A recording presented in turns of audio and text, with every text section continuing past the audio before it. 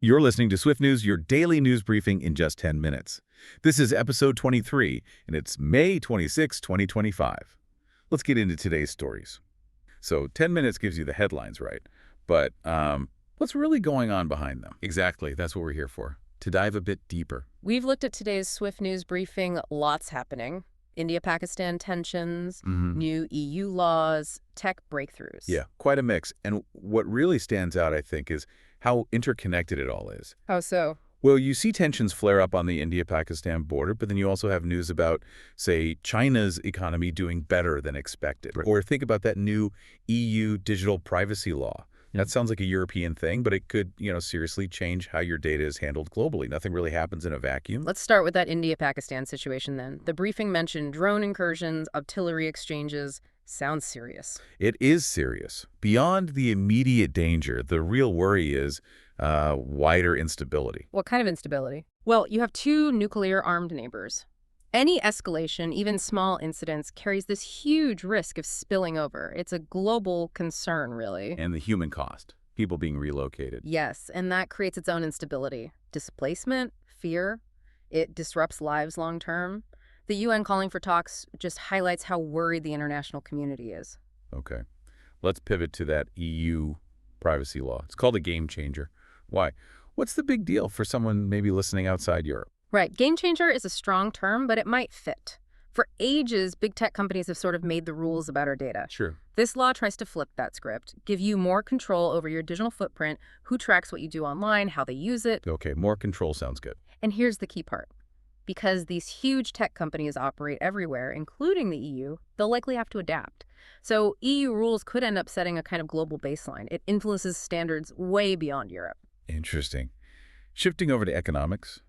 China's Q1 growth, better than expected, boosting markets. Is this straightforward good news? Well, on the surface, yes. China's economy is a massive engine for the world, so positive numbers there often lift global sentiment.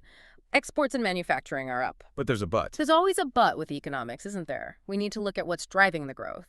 Is it sustainable demand? Are there internal issues being masked? It's good news, but needs context. Okay, context needed. Now, less positive economic news. The World Bank warning on food prices. Africa, Latin America hit hard by climate and supply chains. What does that mean on the ground? It means real hardship. Food security is the immediate issue. When crops fail due to, say, drought or floods, climate shocks, and supply lines are broken, basic food gets expensive. And that hits the poorest hardest. Absolutely. It pushes people into poverty, can cause unrest. Emergency aid helps, sure, but the underlying problems, climate change, fragile food systems, they need long-term fixes. Got it. Let's talk tech. Tesla's Model Z. 700-kilometer range, 15-minute charge. That sounds different. It really does. That 700-kilometer figure tackles range anxiety head-on, That fear of running out of power far from a charger. Yeah, that's a big one for EVs. And the fast charging? 15 minutes. That makes it almost as convenient as filling a petrol tank. The huge pre-orders, over 500,000, show people are ready for this. It feels like electric cars are truly hitting the mainstream now. Right. Sticking with tech, Google's quantum computing news. Stable qubit coherence. Can you translate that? Yeah, it's pretty dense stuff. Okay, think of it like this. Normal computers use bits, zeros or ones. Quantum computers use qubits. Okay. Qubits can be 0 and 1 at the same time, which is weird but powerful.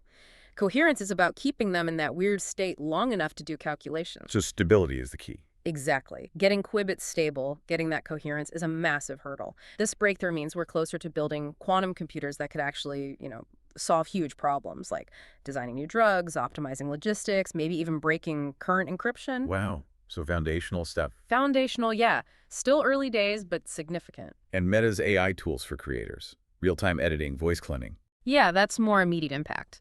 It's basically putting powerful creative tools into more hands. Making it easier to create content.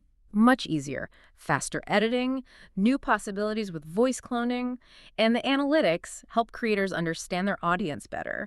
It lowers the barrier to entry for making really professional-looking stuff. Good for influencers, small businesses. But there's a dark side to tech, too.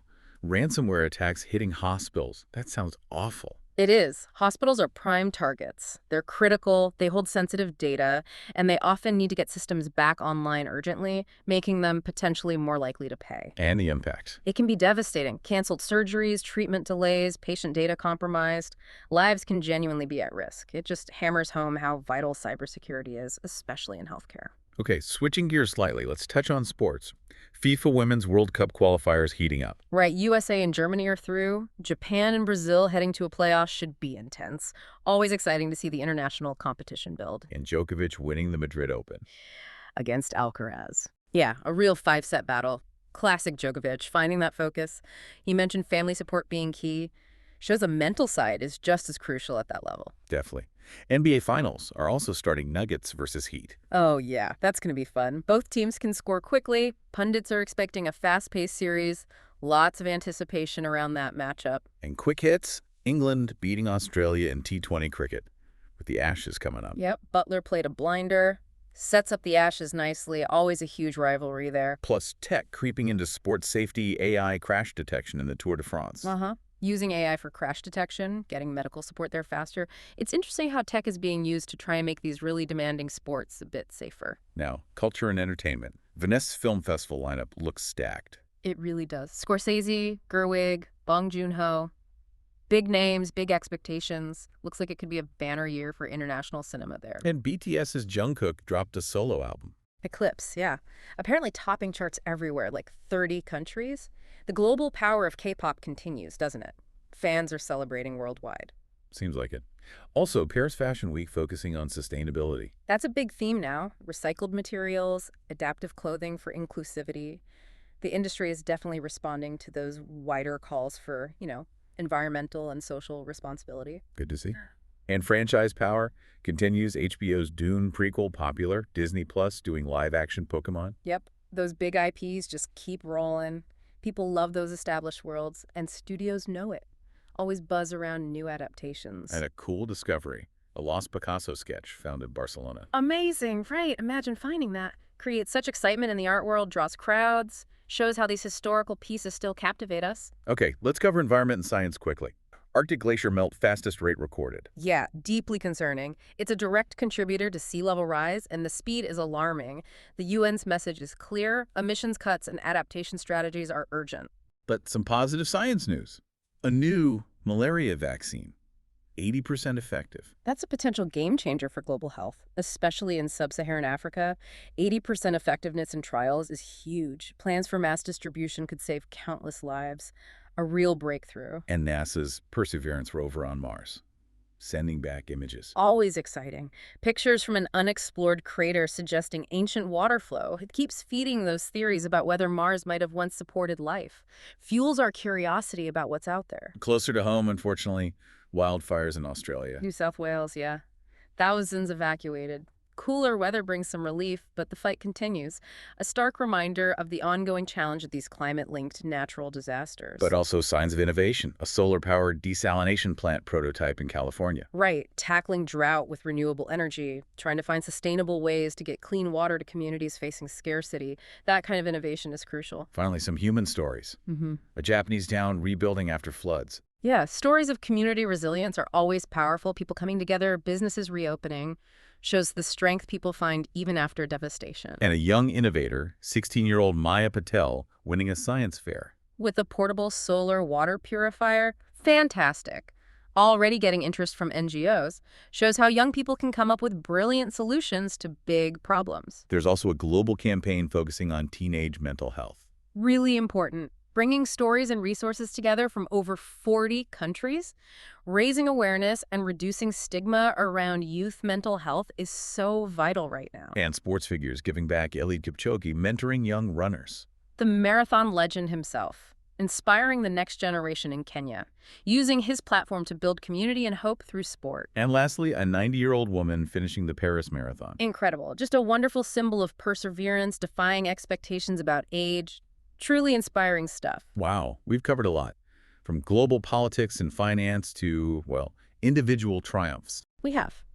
And it really paints a picture of a world facing significant challenges: climate, conflict, cybersecurity, but also one brimming with innovation, resilience, and human spirit. That's your World in 10 Minutes with Swift News. The world in 10 minutes. From diplomacy to discovery, sports to stories that inspire, we keep you informed and connected. Follow us for daily updates. Join us tomorrow for episode 24. Stay curious, stay informed.